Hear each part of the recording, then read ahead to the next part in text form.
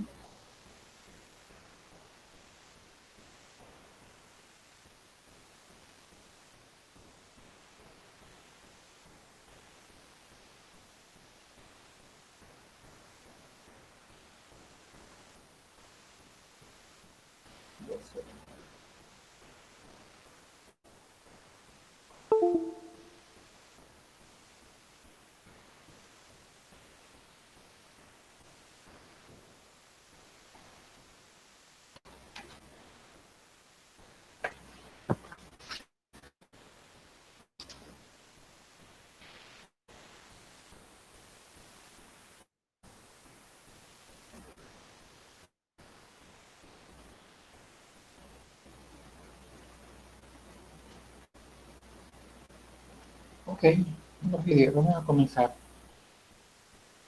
Vamos a comenzar con la presentación.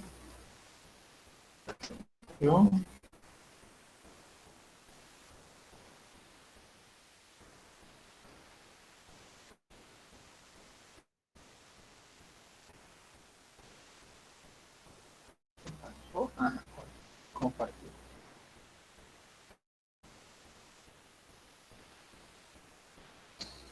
Muy bien, déjame colocarla. Ahí está. Ocultar.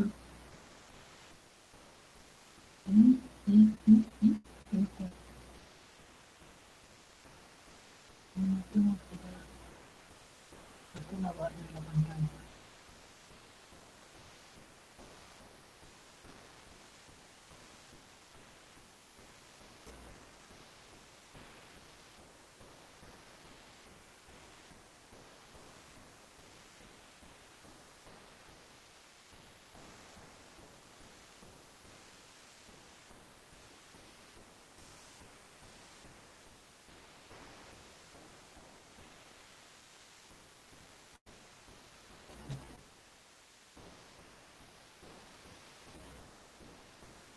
Tengo una barra. Doctor, ¿podría ampliarla? Es lo que estoy tratando, pero no tengo la barra, se me perdió la barra de pantalla completa. Usted creo que le da a F12 y la graba y la amplía. Reaparece, vamos a ver. No. No, pero con F12, F12 creo que, o sea, que amplíe la pantalla. lo que voy a hacer, ¿no? Eso lo que me da es los archivos, la lista de los archivos. Ya va, para ver, no veo. F11 intenta para ver.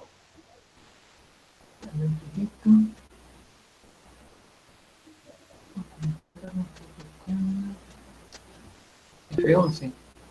Sí, No. F5, F5. Aquí está la barra. Ok, ahora sí. ¿Se ve bien? ¿Se ve completo? Ahora sí. Ok. Vamos a hablar entonces de la fisiopatología de las lesiones globulares y la enfermedad tubulointersticial. Los objetivos, los mecanismos de todo grupo de enfermedades, de las enfermedades glomerulares y de las patologías tubulares, tubulointersticiales. Y vamos a hablar sobre todo de la naturaleza inmunológica de algunas de esas enfermedades.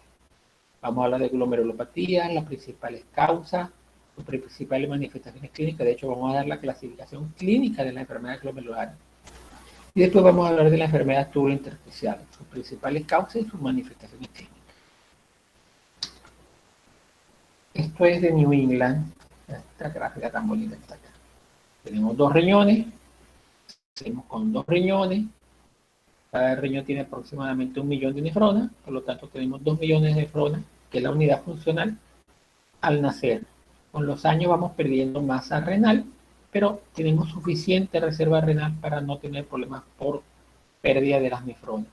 De hecho, el índice de masa crítica, que es lo que significa cuántos riñones podemos perder antes de entrar en insuficiencia renal crónica, está cerca del 25%. Quiere decir que de esos 2 millones de nefronas, te quedas con medio millón, pierdes 1,5 millones y aún eres funcional. Eso es lo que explica por qué un donante vivo puede dar un riñón, el 50% de su masa renal, y todavía con el otro riñón sobrevive. Y el que recibe el riñón con un riñón sano también sobrevive. Entonces, tenemos 2 riñones, no significa que lo vamos a desperdiciar, pero tenemos muy buena reserva renal. La unidad funcional es una nefrona. La nefrona está formada por un glomérulo, que está acá, y un aparato tubulointersticial. Cada una tiene su distinta función. La función del glomérulo es básicamente la filtración, mientras que el aparato tubulointersticial es la reabsorción y la secreción de sustancias. Todo eso va a dar como resultado final la orina. Vamos a recordar un poco la filtración glomerular. El glomérulo está esta cápsula de bomba con es un área interna con una presión hidrostática aproximadamente 15 milímetros de mercurio y un glomérulo que no es más que un ovillo vascular de arteria, pero en este caso abierta en forma de glomérulo, sale como arteria, se abre como capilares y después vuelve a salir como arteria. Uno de los casos particulares donde con la naturaleza también que el endotelio de estas arteriolas son fenestrados, tienen microporos. Este ovillo de vasos sanguíneos está a su vez recubierto por células epiteliales que son los podocitos.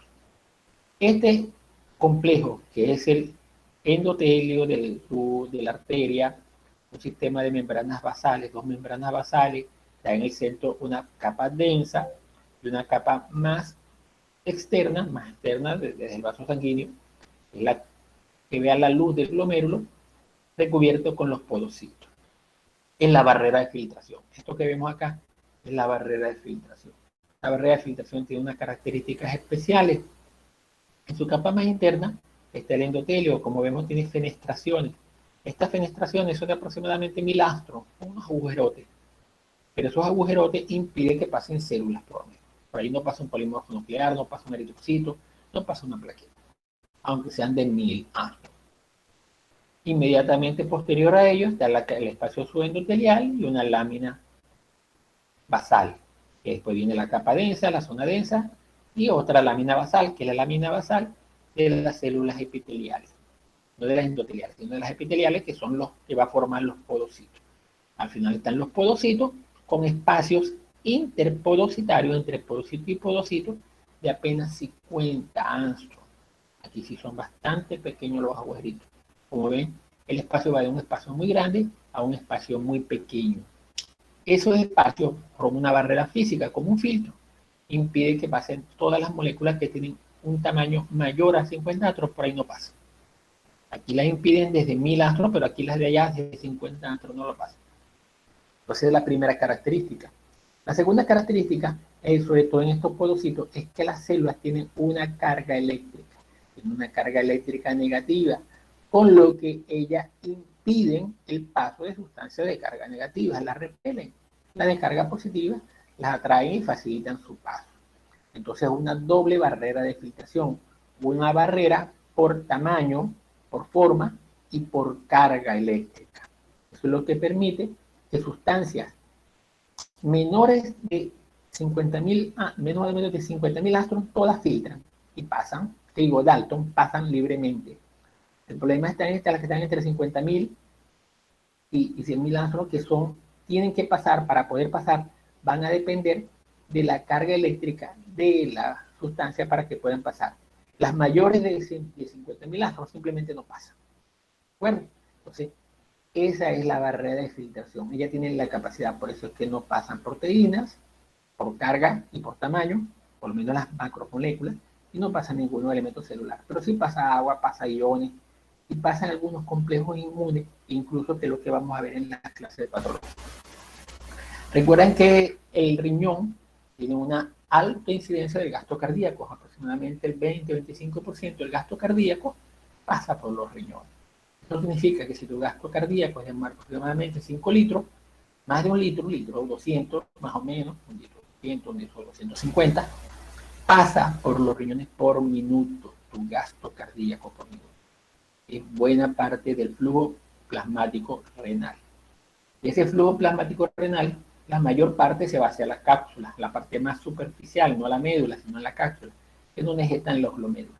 Entonces, la filtración, el flujo plasmático a nivel de los glomérulos va a ser aproximadamente la mayor parte de ese 20% del gasto cardíaco. Pero no todo pasa, no todo se filtra. ¿Qué es lo que se filtra?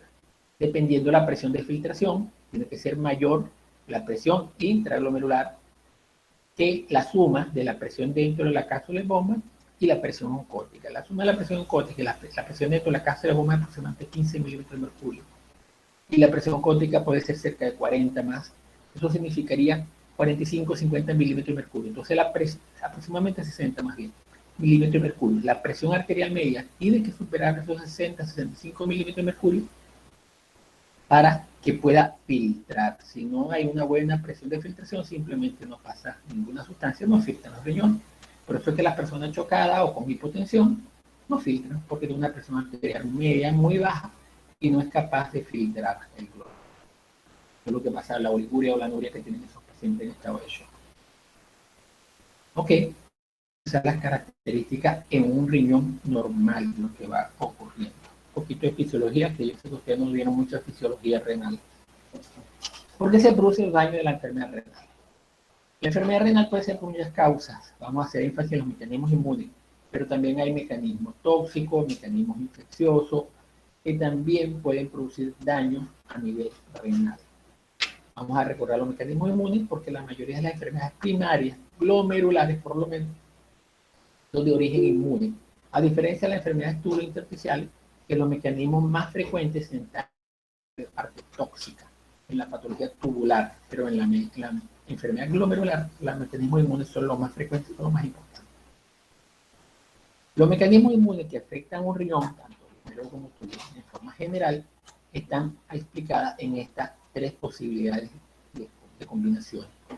Está la formación de inmunocomplejos in situ. In situ es en el riñón. Quiere decir que los inmunocomplejos, el antígeno forma parte del riñón, un antígeno fijo intrínseco del riñón. Por ejemplo, el antígeno puede estar en la membrana basal glomerular o en la membrana basal tubular. Entonces vienen anticuerpos contra esos antígenos in situ que están en el riñón, se unen a él y se crea la reacción antígeno-anticuerpo con toda la cascada inflamatoria. Eso ocurre en estas membranas basales, en estas enfermedades primarias que tenemos mencionado acá, que es la enfermedad de Goodpasture, o en la aglomeración membrosa, que es antígeno-Heidelmann, que da una forma de síndrome nefrótico. Esto es muy teórico realmente, el antígeno de Heidelmann. Es una enfermedad infrecuente, más que todo fue identificado en el laboratorio. En patologías humanas, el síndrome nefrótico no es tan frecuente por Heidelmann, no por otras causas. Pero también puede ser antígeno implantado en el riñón. ¿Qué quiere decir? Que el antígeno no forma parte del riñón. Entraron, circularon y llegaron por filtración glomerular y se implantaron en el riñón. Productos bacterianos, elementos de sus moléculas, de su barrera, membrana, son filtrados por el glomérulo, tienen un tamaño que permite que entren por los podocitos, que no pasan los podocitos, pero sí entran por los fenestras del endotelio y se depositan en la membrana basal. Quiere decir que en esa zona de la barrera de filtración se implanta el antígeno. Una vez implantado allí viene la reacción antígeno-anticuerpo. Ahí donde se va a formar con el antígeno, se une el anticuerpo y comienza la cascada inflamatoria, complemento, migración de células inflamatorias y produce el daño glomerular. También puede ser con trastornos virales, incluso hasta parasitarios, antígenos implantados en el riñón. Puede ser por moléculas cargadas, estas moléculas cargadas pueden ser tóxicas, pueden ser neoplásicas, proteínas. En el caso de grandes masas de proteínas, la enfermedad por IgA, por ejemplo, que es capaz de acumularse a nivel renal y producir un daño renal primario por acumulación de inmunoglobulina. El mecanismo más probable, el más frecuente de todos estos mecanismos inmunes es el atrapamiento de inmunocomplejo. Es decir, que el antígeno y el anticuerpo se acoplan en sangre periférica, porque le da una infección en cualquier parte del cuerpo, da el antígeno y después viene el anticuerpo. Se unen en sangre periférica, pero esos complejos antígeno y anticuerpo también pueden estar circulando y van a atravesar el riñón. y atraviesan los poros, los fenestras del endotelio y se acumulan en la membrana basal y allí se depositan esos complejos inmunes.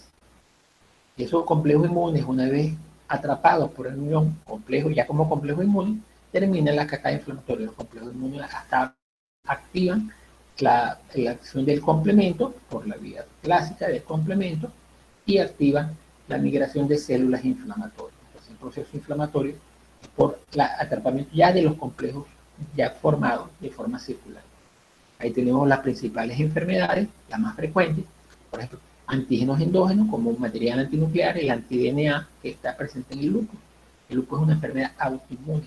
Se crean anticuerpos contra el núcleo de su propia célula y esos complejos antígenos, anticuerpos, anti-DNA circulantes son los que dan la nefritis lúpica.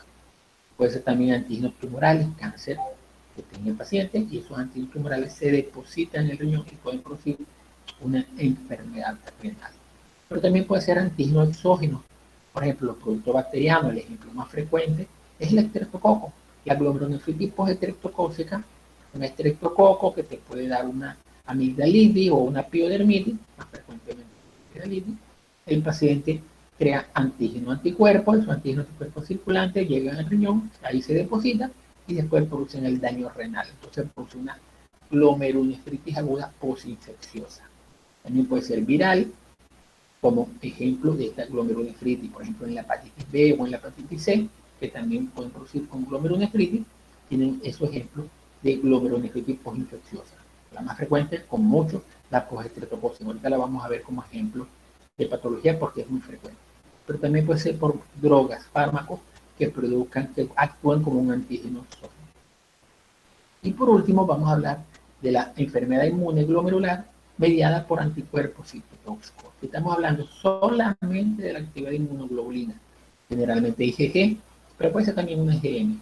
Pero esa IgG es capaz de atravesar la membrana o entrar al riñón no por vía vascular, no a través del endotelio, sino que viene a través del intersticio glomerular y se van a depositar y a agredir a las células endoteliales, es decir, a los podocitos. Entonces los anticuerpos se unen a los podocitos y los lastiman, los lesionan. Primero, destruyendo o acabando con la membrana, básicamente con su capa de cargas, eliminando las cargas negativas que proceden los podocitos, sin producir prácticamente ningún cambio en el podocito. Eso lo pueden producir más adelante. Los cambios morfológicos son muy pequeños, más que todo son cambios de carga. Y eso es lo que se conoce como la enfermedad de cambios mínimos. En estos casos lo que se produce es un síndrome nefrótico. También se llama nefrosis lipoidea. Ahorita vamos a explicar un poco más, que lo tenemos como ejemplo de enfermedad glomerular del síndrome nefrótico. Esto también es de New England. Esto es un trabajo que se dio hace unos años, donde trataban de explicar los mecanismos inmunológicos implicados en la enfermedad glomerular. Ok, los mecanismos inmunológicos citotóxicos mediados solamente o directamente por inmunoglobulina. Entonces, las inmunoglobulinas se atacan las células epiteliales, los podocitos, a las células endoteliales o a las células mesangiales, todas, cualquiera de ellas, y producen el daño, mediados directamente por la inmunoglobulina. La inmunoglobulina se une a estas células, crean poros en esas células y producen lesión, daño de esas células, citólisis, por inmunoglobulina, sin activación del resto de las cascadas inflamatorias, solamente acción directa de la inmunoglobulina. El ejemplo de esas enfermedades es el síndrome nefrótico. Pero los antígenos anticuerpos también pueden activar la cascada del complemento. Esa es la vía clásica del complemento. Entonces, los recesos de antígeno anticuerpo activan la cascada del complemento inmediata a través del complejo de atraque de membrana. Ese complemento activado también producen daño. Estos también son mecanismos inmunológicos, en este caso con la participación del complemento. Esto lo van a ver en unas enfermedades de tipo autoinmune también, un síndrome nefrótico como la nefritis de Haydn, que ya la mencionamos como ejemplo, es una glomerulonefritis membranosa, ¿ok? Y pueden dar esa patología.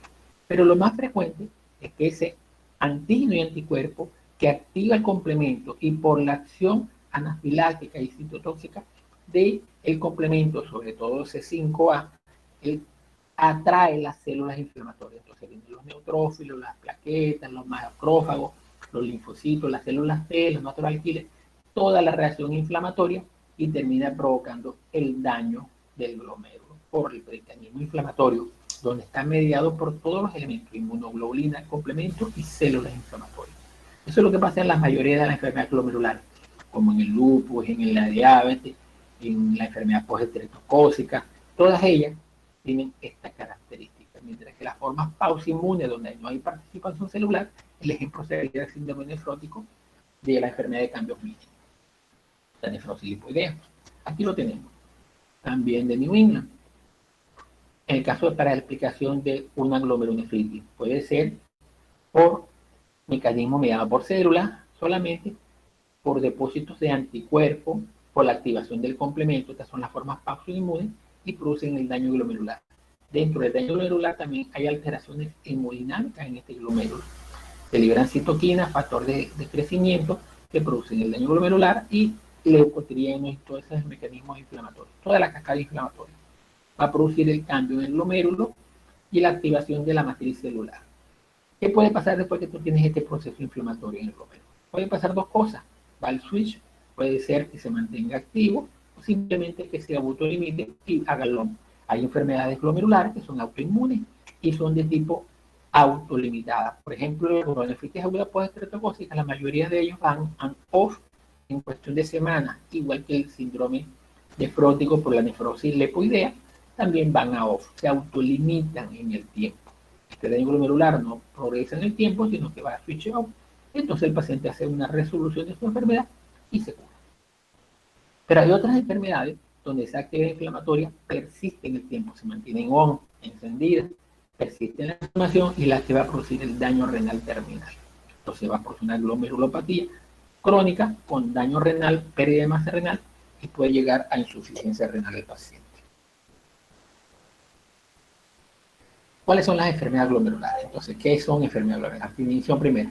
Es un grupo de enfermedades que cursa con alteración de la integridad funcional, no filtran, y estructural del glomérulo. No tiene capacidad de selección. Recuerda que el glomérulo no solamente es que filtra, sino que es selectiva esa barrera de filtración.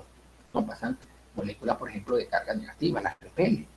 Pasan proteínas, las repele. Esa es la capacidad que tiene el glomérulo de filtrar y de seleccionar qué es lo que filtra. Una capacidad mixta de selección. Y entonces ahí tenemos las causas de enfermedades glomerulares. Hay enfermedades glomerulares primarias, donde la enfermedad comienza primariamente a nivel del glomérulo, los antígenos pueden ser implantados o nativos del enfermo, pero no hay una enfermedad sistémica activa que provoque el daño glomerular. Entonces, en esa enfermedad glomerular tenemos como ejemplo la glomerulonefritis aguda postestreptocócica, que es la causa más frecuente del síndrome nefrítico, sobre todo en niños. Pero también puede ser una enfermedad glomerular, la enfermedad de medias lunas, que termina provocando enfermedad renal terminal, la nefrosis lipoidea, que es la enfermedad de cambios mínimos, que es un síndrome nefrótico, o la glomerulonefritis membranoprolífica, también es una forma de síndrome nefrótico, pero mucho menos frecuente, más frecuente en adultos, mientras que la de cambios mínimos es más frecuente en niños y adolescentes. Ok, también hay enfermedades generales que producen con daño glomerular, esas son las enfermedades glomerulares secundarias. ¿Secundaria qué? A una enfermedad general. Entonces hay una enfermedad glomerular secundaria lupus, una enfermedad glomerular secundaria diabetes, muy frecuente en nuestro medio, una enfermedad glomerular secundaria a la amiloidosis, a cualquier proceso vasculítico como por una panarteritis nodosa, ese tipo de enfermedades que cursan con vasculitis, la misma artritis reumatoide, ¿okay? O secundario a procesos infecciosos, empezó a tener una endocarditis bacteriana subaguda, si quieren ir a infecciosos virales, a hepatitis B o hepatitis C, son enfermedades generales que cursan con daño glomerular.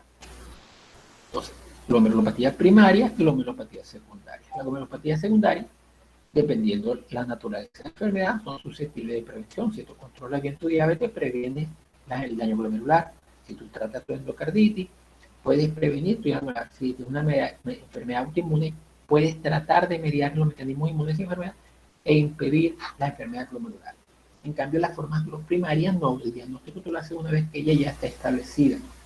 Si no es una enfermedad autolimitada, ellas pueden progresar a daño renal crónico. Europa, Estados Unidos, la causa más frecuente de pacientes en diálisis son las glomerulopatías primarias. Las formas secundarias, ellos las previenen, las tratan, las controlan. En Venezuela es al revés. Nuestros pacientes que están en diálisis, más de la mitad, el 60%, tienen una enfermedad general secundaria que produce esa enfermedad glomerular. Las dos número uno en Venezuela, las causas de enfermedad general que producen falla renal terminal, diabetes e hipertensión. Dos enfermedades modificables con tratamiento.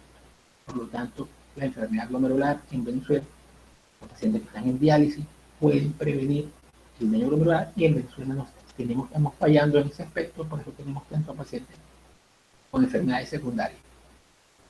La enfermedad glomerular también hay de tipo hereditaria, esas son menos frecuentes, muy pocos llegan adultos, quizás por eso no los vemos tanto. Está la enfermedad de membrana fina, generalmente es una enfermedad que pueden ver los nefrólogos, los pediatras.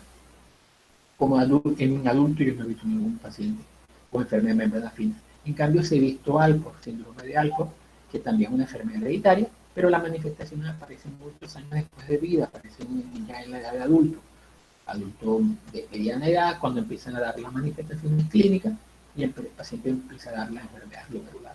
Aparentemente el Alport es la enfermedad primaria hereditaria que terminó matando a Beethoven, eso es lo que dice sospechamos, porque nadie le hizo el diagnóstico a Beethoven en su momento, no le hicieron biopsia glomerular a Beethoven, pero aparentemente con la descripción clínica de la enfermedad de Beethoven, esto fue lo que lo mató. Se quedó sordo, se quedó ciego, hidropesía, o sea, síndrome de sobrecarga hídrica, edema, falla renal y termina matando.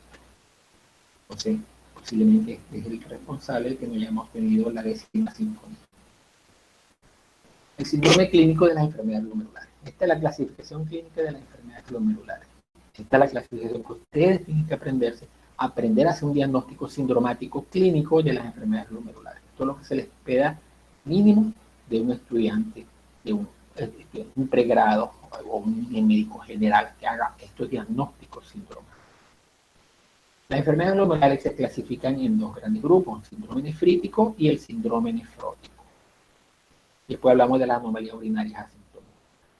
El síndrome nefrítico a su vez se divide en agudo, rápidamente progresivo y crónico. Todos son nefríticos, pero uno agudo, rápidamente progresivo y crónico. Síndrome nefrítico agudo, por definición, es potencialmente reversible. Ahí entran las enfermedades de tipo inflamatorio autolimitadas, la nefritis aguda postestreptocócica. Hay otras que son rápidamente progresivas, estamos hablando que en semanas, pocos meses, pasa de un fallo renal agudo a un fallo renal terminal. Necesita diálisis en cuestión de meses. Mientras que la glomerulonefritis crónica, el proceso es más lento. Por ejemplo, el paciente diabético, 10-15 años de diabetes, para establecer el daño renal y la falla renal terminal. El síndrome nefrótico es otra manifestación clínica, ahorita las definimos mejor, y la anomalía urinaria asintomática. Vamos a explicar esto. Las anomalías urinarias asintomáticas, el paciente no tiene ningún síntoma. Por casualidad hicieron un examen de orina y por casualidad encontraron un examen orina anormal. ¿Qué puede haber qué anomalía puede encontrar uno en la orina? Que haya eritrocitos, una hematuria microscópica, que haya un poquito de proteína, una proteinuria microscópica. Entonces el paciente realmente no siente nada, es por casualidad que se hizo el diagnóstico.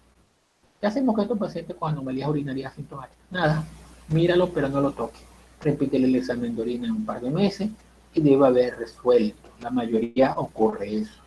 Pero en algunos casos, este simplemente es el inicio de una enfermedad ya establecida. Para eso es que vas a repetirlo, para ver cómo se va a comportar ese paciente. Si va a quedar, se va a mantener asintomático o va a evolucionar a un daño glomerular más definido como el síndrome nefrítico o un síndrome nefrótico. ¿Qué es el síndrome nefrítico? El síndrome nefrítico se define por una triada clínica, o sea, que es un diagnóstico clínico, que el paciente tiene hipertensión arterial, edema y hematuria, macroscópica o microscópica. Ese paciente tiene un síndrome nefrítico. Esta es la triada clínica: hipertensión arterial, edema y hematuria. Todo paciente que usted le llegue edematizado, le toma la tensión y tiene la tensión alta y le dice que está orinando colorado, eso es un síndrome nefrítico hasta que se pruebe lo contrario. Estos pacientes con síndrome nefrítico sufren caída de la filtración glomerular, por lo tanto elevan la urea creatinina. falla renal, tienen hiperazoemia, tienen proteinuria, porque el daño glomerular no solamente cae la filtración, pero también pierde la selectividad de la barrera y empieza a filtrar proteínas y las proteínas se eliminan en la orina. Un rango de proteínas no muy elevado, pero suficiente para que pueda detectarse en el examen de orina. Entonces tiene proteinuria variable y la oliguria por la caída de la filtración glomerular. Filtra menos, por tanto orina menos. Esto es característico, así se ven como un librito todos los pacientes con un síndrome nefrítico. Muy frecuente, pero hay que hacer el diagnóstico temprano para poder actuar. Algunos son autolimitados, otros hay que tratarlos para poderlo limitar la enfermedad. ¿Qué es el síndrome nefrótico?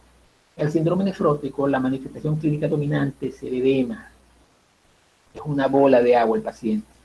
La proteinuria, igual que este paciente, lo tiene proteinuria, pero es una proteinuria más o menos leve, es una proteinuria intensa. Si lo vemos en un niño y lo medimos por miligramos, sería más de 50 miligramos por kilogramo de peso en orina de 24 horas. O, si lo hacemos en valores completos, más de 3 gramos en 24 horas. Esto se hace con una proteinuria en una orina de 24 horas. Estas dos formas de leer lo mismo. Con una muestra parcial o con toda la orina de 24 horas. Esto es lo que orina el paciente. Mucha proteína. Mientras que en el nefrítico pueden urinar 500 miligramos, 1 gramo, 1.5 gramos, no llega a este rango. Entonces la proteinuria es menos intensa. Los dos tienen edema. El síndrome nefrótico, como hay mucho edema, la proteinuria es tan intensa, cursan con hipoproteinemia, hipoalbuminemia. Si no hay proteína, no hay suficiente albúmina en el lecho intravascular, el agua se va al intersticio. Al irse el agua al intersticio, el paciente cursa con un volumen intravascular depletado. Su volemia realmente está disminuida. Por eso no suele hacer hipertensión. Vean que aquí no hay hipertensión. En este, la proteinuria es menos intensa. Por lo tanto, la presión oncótica suele más o menos mantenerse. Y aunque activa el sistema renina-angiotensina-aldosterona y retiene agua, no oliguria, esa hipervolemia sí genera hipertensión. Aquí también está activado el sistema renina-angiotensina-aldosterona, pero no hay hipervolemia, no hay hipertensión. En el síndrome nefrótico no suele haber tampoco hematuria y no suele haber daño de caída de la filtración glomerular. Por el contrario, pueden estar hiperfiltrando. Tiene mucha filtración glomerular, por eso se filtra mucha proteína, no se reabsorbe adecuadamente y pierde proteína. Entonces, junto con las pérdidas de la proteína, también pierde mucho lípido. Tiene hiperlipidemia. De hecho, en la orina se ven gotas de grasa. Esa hiperlipidemia lo va a contrarrestar el hígado tratando de sintetizar proteínas y lípidos, y lo que hace es sintetizar lipoproteínas. Tiene colesterol y triglicéridos muy elevados, sobre todo la LDL muy elevada. Por lo tanto, también la lipiduria e hiperlipidemia. Eso es lo que vamos a ver en un síndrome nefrótico.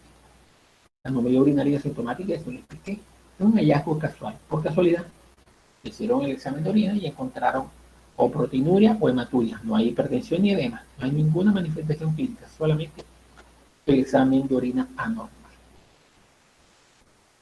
Aquí tenemos un síndrome nefrítico y como ejemplo, síndrome nefrítico, la causa más frecuente es la glomerulonefritis aguda por estreptococcus. Estamos hablando de edad escolar, al final de la edad escolar, inicio de la adolescencia. Niños, es la edad más frecuente de aparición de la glomerulonefritis aguda por estreptococcus. Una infección por estreptococo, una amigdalitis, pero también puede ser en piel, una piodermitis. Aquí está el antígeno, el estreptococo, los elementos de su barrera, de su membrana celular. Se crea el anticuerpo que va a atacar esos elementos de la barrera y se crean complejos antígenos-anticuerpos. Esos complejos antígenos-anticuerpos circulan, pasan por la sangre, el 20%, el 25% del gasto sanguíneo va a pasar por los riñones, se filtran en los riñones. Pasan los agujeros de la fenestra del endotelio y se deposita en el espacio subendotelial, en la membrana basal subendotelial. Ahí se depositan los complejos antígenos y anticuerpos. Allí, en ese sitio, se activa la cascada del complemento y ocurre la migración celular inflamatoria. Entonces, todo el sistema de complemento de inflamación se da en la barrera de filtración glomerular. Esa barrera de filtración glomerular destruye la barrera de filtración glomerular, por lo tanto, pierde la selectividad, empieza a filtrar proteínas, empieza a filtrar eritrocitos. Ahí fue la explicación de la hematuria y la proteinuria. Pero el mismo proceso inflamatorio produce estrechez de las asas glomerulares. O sea, el glomérulo se pone más estrecho, filtra menos, pero filtra, lo que filtra no tiene nada de selectividad. Filtra eritrocitos, filtra proteínas, pero en menos cantidad de agua. Por tanto, ahí también hay oliguria y caída de la filtración glomerular. Ese proceso inflamatorio crónico, si no se autolimita, produce proliferación mensagial. Todo eso produce disminución de la filtración glomerular y eventualmente puede producir daño renal permanente o reversible. En el caso de la glomerulonefritis aguda puertorricosca, generalmente es reversible. Mientras está la actividad inflamatoria en la filtración glomerular está disminuida, el paciente tiene oliguria, tiene hipertensión, tiene retención de azúcar, uricreatinina elevada porque hay falla renal aguda, hay hipervolemia, se activa el sistema renina-angiotensina-aldosterona, como hay una caída en la filtración, se activa el sistema renina-angiotensina-aldosterona. Eso retiene sodio y retiene agua. Hay más agua, eso va al espacio intravascular y aumenta la irritación. Hay hipervolemia. Aparte de que la angiotensina 2 produce vasoconstricción. Por esos dos elementos hay hipervolemia e hipertensión arterial. Entonces, también hay edema porque hay retención de líquido, hay hipervolemia, aumento de la presión hidrostática y hay caída de las proteínas, discreta, pero hay caída de las proteínas y por lo tanto también hay disminución de la presión. Todo eso termina configurando la triada clínica del paciente: hipertensión arterial, edema y con el daño glomerular, la hematuria. Dependiendo de las crisis hipertensivas, estos pacientes podrían complicarse y dar una falla cardíaca aguda, un edema pulmonar agudo e hipertensivo, una cefalopatía hipertensiva, convulsionar y producir fenómenos hemorrágicos, o resolverse. Esta enfermedad es autolimitada, que hay una resolución de ella y se recupera. El 90-95% de estos pacientes se curan solos. Lo que hay que cuidar es esta fase de hipertensiva, que no haga una complicación hipertensiva. Pero hay un pequeño porcentaje, 4-5%, que probablemente se vuelva una enfermedad renal crónica permanente. Quizás nunca fue glomerulonefritis poetocócica, sino otra causa. Pero generalmente hay que tener cuidado acá con la hipertensión. Y ella se termina autolimitando. Afortunadamente, porque es bastante frecuente. Este es el síndrome nefrótico, la enfermedad de cambios mínimos o la nefrosis lipoidea. Se llama cambios mínimos porque cuando le hacen una biopsia a ese glomérulo, a ese riñón, vamos a ver unos glomérulos que se ven prácticamente normales. Hay que hacerle microscopía electrónica para ver los podocitos y van a ver que los podocitos están como afeitados. Las proyecciones, esos micropili que tienen los podocitos, como una barbita, están perdidas. Y lo que realmente ocurre allí es que en esas pequeñas barbas, en esas micropili, es donde están las cargas negativas. El glomérulo pierde la capacidad de filtrar por carga y empieza a filtrar proteínas. Sin daño estructural del glomérulo, no pasan células, no pasan eritrocitos, pero sí filtra proteínas a granel, una gran proteína, la proteína más. Entonces, la agregación glomerular por mecanismo inmunológico se acumulan los complejos anticuerpos, antimembrana basal o antiepiteliales, no el endotelio, sino el epitelial. Viene desde el mesagio hacia los podocitos. Ahí es donde se van a activar el complejo anticuerpo. Y el daño se da desde la cápsula de Bowman, desde adentro y hacia afuera, hacia el endotelio. Y al revés en la otra que viene circulando en sangre, desde la sangre hacia la cápsula de Bowman. Entonces, hay pues daño de la matriz intercelular y hay hiperfiltración porque pierde la selectividad. O sea, hay aumento de la permeabilidad glomerular, capilar glomerular y empieza a perder gran cantidad de proteínas. Junto con la pérdida de proteínas también pierde lipoproteínas. Por lo tanto, hay lipiduria, está la gota de grasa que se ve a veces en la orina. Usted literalmente le dice al paciente que ve en la poseta después de orinar y ve góticas de grasa. Pero también pierde otras proteínas, por ejemplo, las proteínas de la circulación, de la hemostasis, también las pierde. Pierde proteínas procoagulantes y pierde proteínas anticoagulantes. pero pierde más anticoagulante, por ejemplo, la antitrombina 3, y el paciente más bien tiene una tendencia a estar en un estado hipercoagulado. Los pacientes hacen infarto y esa es la causa principal de muerte de estos pacientes, el estado hipercoagulable que tienen. Aumenta la síntesis de la proteína C y S, aumenta la síntesis del fibrinógeno, cursa con fibrinógeno muy alto, y aumenta la síntesis de lipoproteína. Hay hiperlipidemia, colesterol triglicéridos elevado, por tanto también crean muchas placas ateroscleróticas, también es el infarto, cuando la enfermedad es prolongada. Por la caída de la presión oscótica, por la hipoalbuminemia, se vuelve una bola de agua, literalmente. Mucho edema, muy intenso. Que ven estos niños, porque esto es más frecuente también en niños, no en adultos, van a ver esos niños que se ven como una bola de agua, de tanto edema. El síndrome nefrótico o la nefrosis lipoidea, de cambios mínimos, también autolimitada. Habíamos dicho que el glomérulo, la nefrona, tiene un glomérulo que filtra, vimos las enfermedades del glomérulo, pero después viene la enfermedad de los túbulos. Una vez que está filtrado, una vez que ocurre la filtración, el líquido va a los túbulos. Ahí se reabsorbe lo que se filtró y se secreta, o hay secreción de algunos elementos que no fueron filtrados. De todo lo que se filtra, si su tasa de filtración glomerular, por ejemplo, de aproximadamente 120, 125 mililitros, pero por minuto, apenas usted orina un cc por kilo por hora. Como ven, la mayor parte de lo que se filtra se reabsorbe. Esa capacidad de reabsorción está en todo el aparato tubulointersticial. Asa glomerular, asa delgada, asa contorneada, túbulos colectores. En todo el aparato tubulointersticial ocurre reabsorción. Entonces, el 95% del agua filtrada se reabsorbe, el 90, 95% del sodio, del potasio, todos esos elementos se reabsorben. Pero también ocurre a nivel del aparato tubulointersticial la secreción.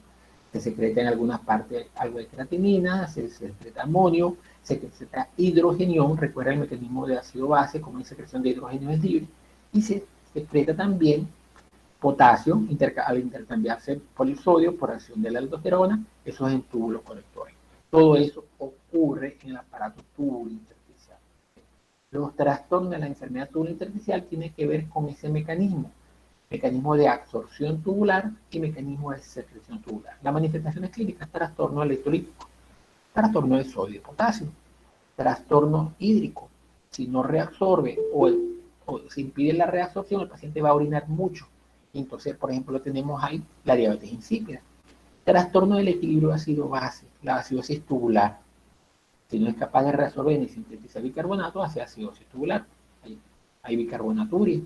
Y las trastornos de las proteínas, porque la nefritis tubulointersticial también pueden pedir proteínas, pero las proteínas tubulares no llega a rango nefrótico, pero pueden pedir proteínas en buena cantidad, sobre todo la proteína de Tan-Hoffmann, que es la proteína tubular, que es una proteína que tiene esa característica y es muy importante en los procesos inflamatorios tubulares.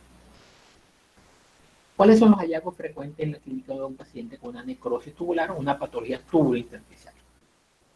Básicamente hay una inversión o un cambio de la frecuencia miccional. Normalmente uno orina mucho de día, muy poco de noche.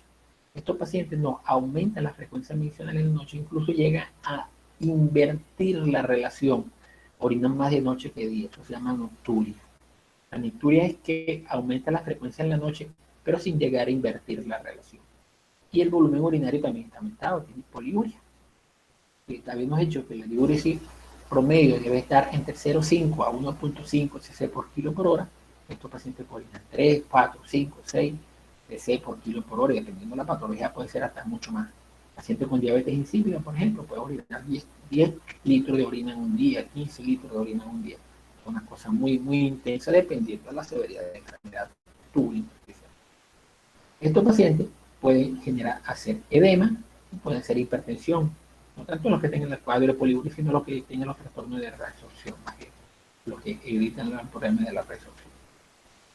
Entonces, necrosis tubular aguda, edema, hipertensión. En los paraclínicos del paciente con necrosis tubular aguda, que es lo que nosotros pedimos a veces para tratar de diferenciarlo de las patologías glomerulares.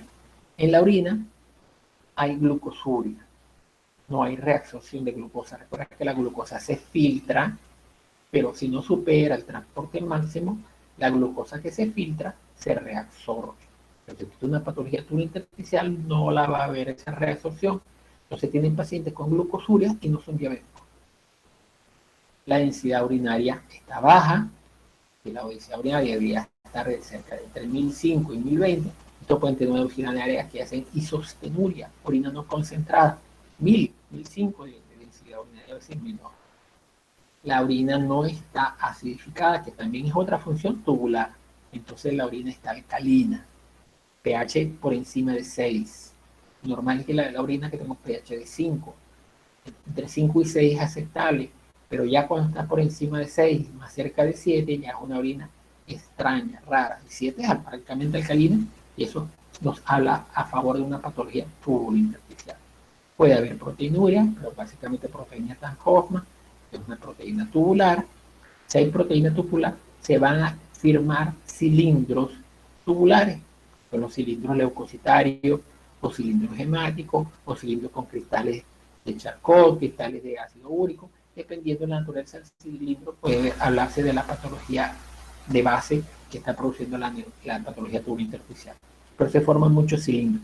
Y estos cilindros es por esta proteína, la proteína tubular, que precipita, coagula dentro de los túbulos y da esta forma cilíndrica. Puede haber piuria, porque puede haber unos células inflamatorias y no ser producto de un proceso infeccioso, sino un proceso inflamatorio tubular. Puede ser autoinmune, puede ser tóxico, puede ser inflamatorio también, autoinmune, cáncer, por otras patologías, y no necesariamente infeccioso. No necesariamente infeccioso. El paciente pierde mucho potasio por la reabsorción con sodio, hay caliuresis, hay calciuria, también pierde calcio y pierde fosfaturia. También son manifestaciones de una patología tubulointersticial. A nivel de sangre, estos pacientes tienen anemia. Es el riñón el responsable de la producción de la eritropoyetina. Tienen azoemia. Ellos cursan con caída de la filtración glomerular, porque las patologías tubulointersticiales terminan afectando el glomérulo y disminuye la filtración glomerular. Ese es el feedback tubular glomerular que produce oligura, azoemia. Puede haber acidosis hiperfluorémica por el trastorno ácido-base. El paciente pierde la capacidad de excretar hidrogenio y entra en acidosis, también tiene bicarbonaturia. Y hay hipocalcemia con osteomalasa. Cuando la patología es crónica, el paciente simplemente pierde el calcio que debería estar en los huesos. Aquí tenemos una lista gigantesca de enfermedades tubulointersticiales. Si hablamos de las enfermedades glomerulares, donde la causa inmune es la número 1, como vemos acá, en la enfermedad tubulointersticial la causa tóxica es la número 1.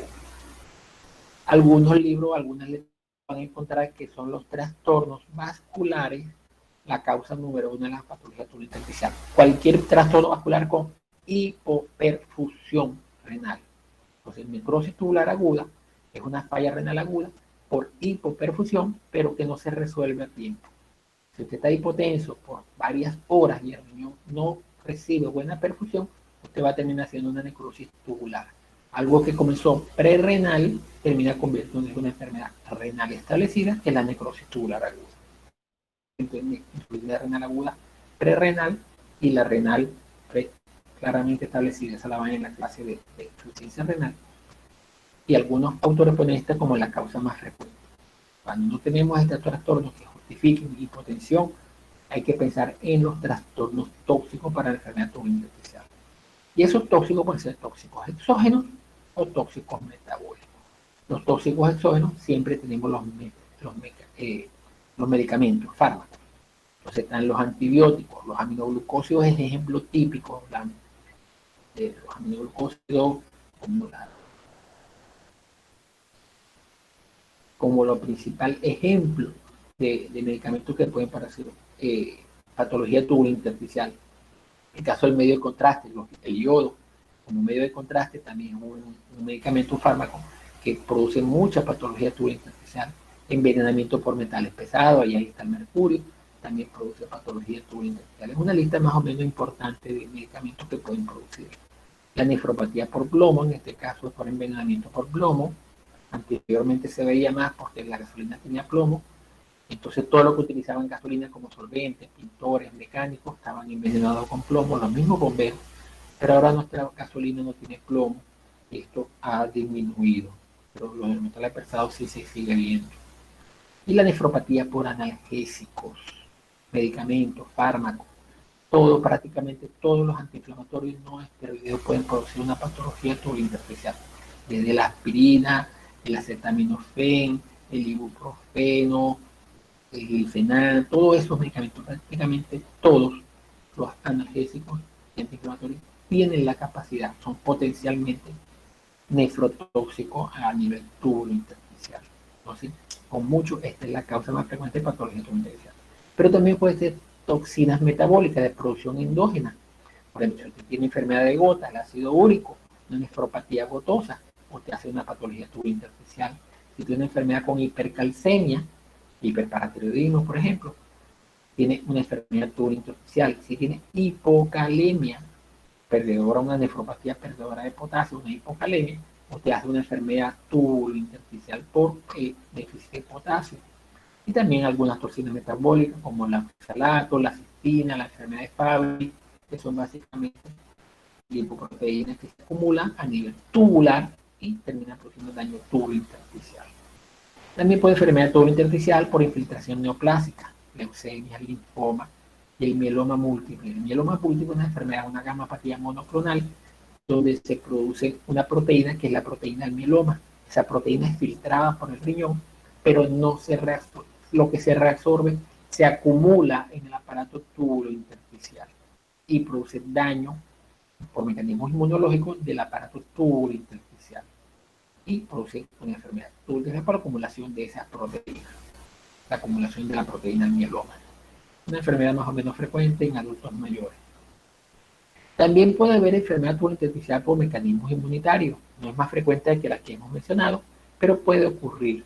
Entonces tenemos, por ejemplo, el Heno-Schöle, una nefropatía por hipersensibilidad, el síndrome de Sjögren, que es una enfermedad seca, boca seca, ojo seco, y también puede tener daño renal, la amiloidosis, que ya la hemos mencionado, y se deposita a nivel del glomero, no del glomero, sino del aparato tubular, sobre todo en la médula, y produce necrosis medular. El rechazo de trasplante, cuando hablamos de rechazo de trasplante, son todos los tejidos, incluyendo transfusiones. Recuerden esto, porque nosotros trasplantamos muchos órganos, pero sí ponemos transfusiones de sangre, y esa transfusión puede dar una enfermedad de rechazo. Y por supuesto que es aguda, pero puede dar toda la manifestación clínica, incluyendo la patología tubulointersticial posterior a un trasplante inadecuado.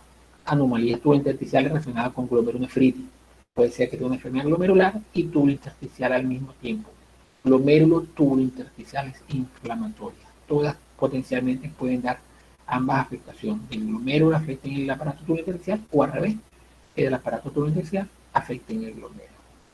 Ahí tenemos el paciente con SIDA, que también da una enfermedad tubulointersticial fundamentalmente, pero también puede dar daño glomerular.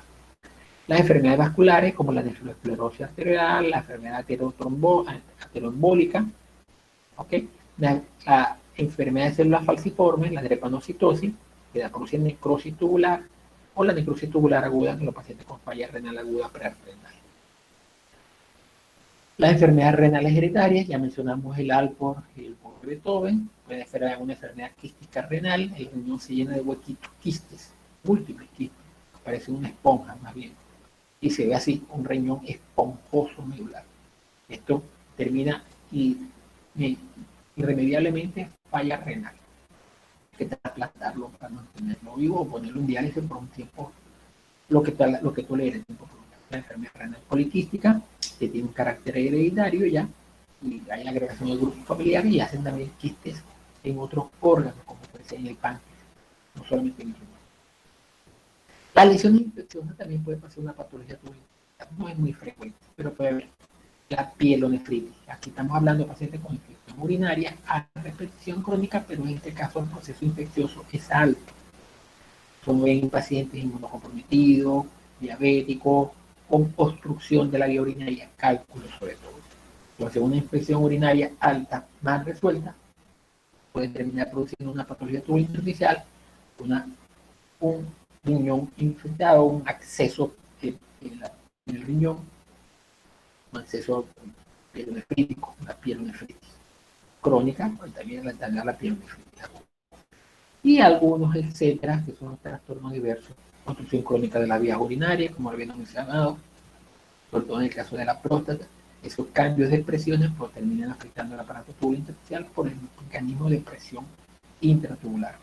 El reflujo vesicoureteral, también en pacientes que han sufrido invasión de las vías con pérdida de este esfínter, radiaciones, que han tenido esta patología y pueden producir este reflujo vesicoureteral, sobre todo los que en las viejas cirugías de próstata, el paciente muchas veces quedaba con este trastorno. La cirugía de próstata más moderna, ahorita y sobre todo las robóticas, que son muy, muy modernas, esta patología prácticamente ya no se ve. Pero todavía quedan algunos trastornos por procesos inflamatorios infecciosos o radiaciones que usted recibe en esta patología y el paciente puede tener una nefritis intersticial posterior a estos elementos, todas estas causas. Entonces, túbulo intersticial, piensen en toxina o baja perfusión renal. Inmunológica, piensen en glomérulos, las glomerulopatías. Pero puede haber causas que se crucen, puede haber inmunitarias, tubulares y obstructivas y vasculares y tóxicas en glomérulos también. Pero no es lo dominante, lo dominante es que cada una en esos dos sitios. Ok, hasta acá. Cerramos la presentación. Ay, yo pensé que... Ajá. Jesús me dijo F5, Cáter me dijo con F5 y que me estaban soplando, lo que pasa es que no había visto el chat. Ok, gracias. Vamos a esta presentación y volvemos a la lista que tenemos. Ok, preguntas. Micrófono o por escrito, como quieras. Dime, Carmen. Una compañera pregunta que si no ha acomodado las notas, o sea, si revisó las notas que ellos... Los que me que algunos pasaron compañeros la solicitud de revista, no, yo las revisé. Revisé 6, creo que eran 6 que me habían pasado. 5 tiene cambio. Después les digo quiénes son y las meto en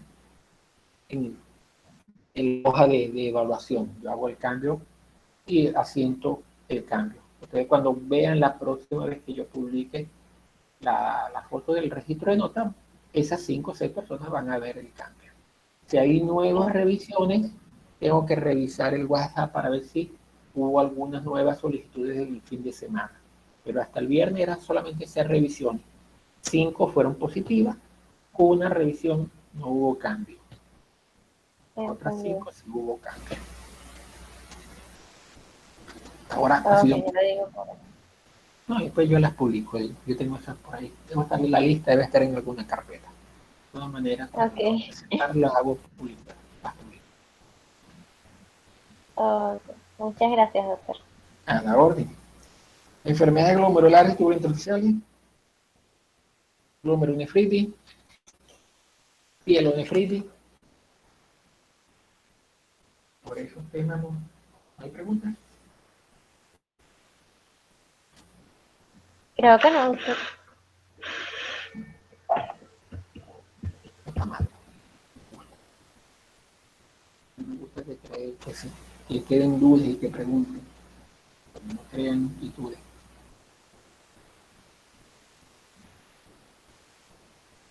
Quizás para los laboratorios, porque uno como que ha leído un poquito más. El caso clínico número 4 es una enfermedad glomerular. Sí. Ok, ahí, por ahí las preguntas las voy a hacer yo. No, está bien. Claro, no, pero ya uno ya ha estudiado